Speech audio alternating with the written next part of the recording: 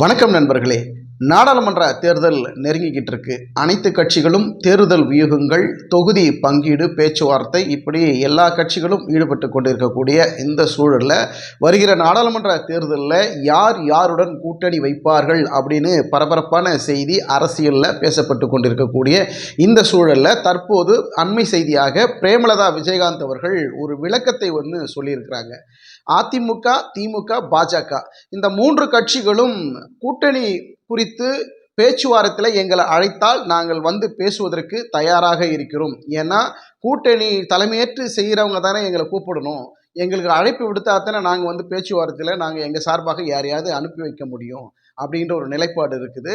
அவங்க பேசுகிற அந்த விளக்கத்திலேருந்து பார்த்தா இதுவரைக்கும் பிரேமலதா விஜயகாந்த் அவர்களுக்கு எந்த கட்சியும் இன்னும் அழைப்பு விடுக்கலையா அப்படிங்கிற ஒரு கேள்வியும் இருக்கிறது. அதிமுக, திமுக, பாஜக இந்த மூன்று கட்சிகளும் தேமுதிக பொதுச் செயலாளர் அவர்களுக்கு பிரேமலதா விஜயகாந்த் அவர்களுக்கு கூட்டணி குறித்து பேசுறதுக்கு வாங்க அப்படின்னு அழைப்பு இன்னும் அவர்களுக்கு போகவில்லை என்றுதான் அவர்கள் கொடுக்குற அந்த விளக்கத்திலிருந்து பார்க்க முடிகிறது.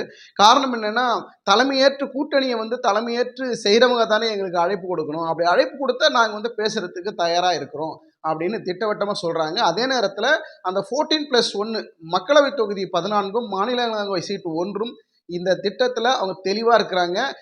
நாங்கள் கேட்குற இந்த சீட்டை எந்த கட்சி எங்களுக்கு கொடுக்கிறார்களோ அவர்களுடன் நாங்கள் கூட்டணி வைப்பதற்கு தயாராக இருக்கிறோம் என்று அவர்கள் சொல்வதிலிருந்து நமக்கு ஒரு விளக்கம் புரியுது.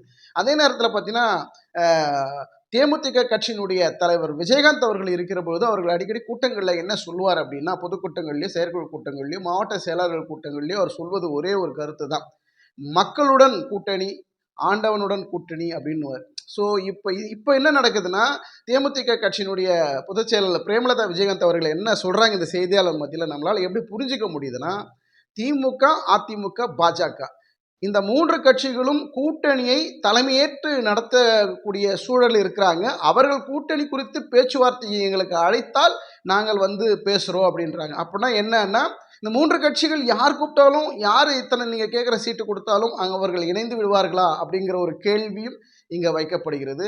அதே சூழலில் தற்போது அண்மை செய்தியாக பார்த்து கொண்டிருப்பது என்ன அப்படின்னா, இன்று மாலை தேமுதிக கட்சி அலுவலகத்தில் அவருடைய நிர்வாகி கூட்டம் ஒன்று நடக்குது. அந்த கூட்டத்தில் ஒரு சில முடிவுகளும் எடுக்கப்படுவதாக இருக்கிறார்கள். அதே நேரத்தில் விரைவில் தேமுதிக கட்சி சார்பாக மாவட்ட செயலர்கள் கூட்டம் நடைபெற இருக்கிறது. அந்த மாவட்ட செயலர்கள் கூட்டத்தில் யாருடன் கூட்டணி வைக்கலாம் என்று 2ஆம் கட்ட மாவட்ட செயலர் கூட்டத்தில் தெளிவான ஒரு முடிவு எடுக்க போகிறோம் அப்படிங்கிற விளக்கத்தையும் கொடுத்திருக்கிறார்கள். அதே வேளையில் இன்று திமுக சார்பாக விடுதலை சிறுத்தைகள் கட்சி பார்த்தீங்கன்னா திமுகவுடன் கூட்டணி குறித்தான பேச்சுவார்த்தையில் இன்று மாலை 3லிருந்து 4 மணிக்குள்ளாக அவர்களை திமுக அலுவலகத்தில் அறிவாலயத்தில் சந்தித்து கூட்டணி குறித்தான பேச்சுவார்த்தையில் ஈடுபட உள்ளதாக தகவல்கள் வெளியாகி கொண்டிருக்கிறது.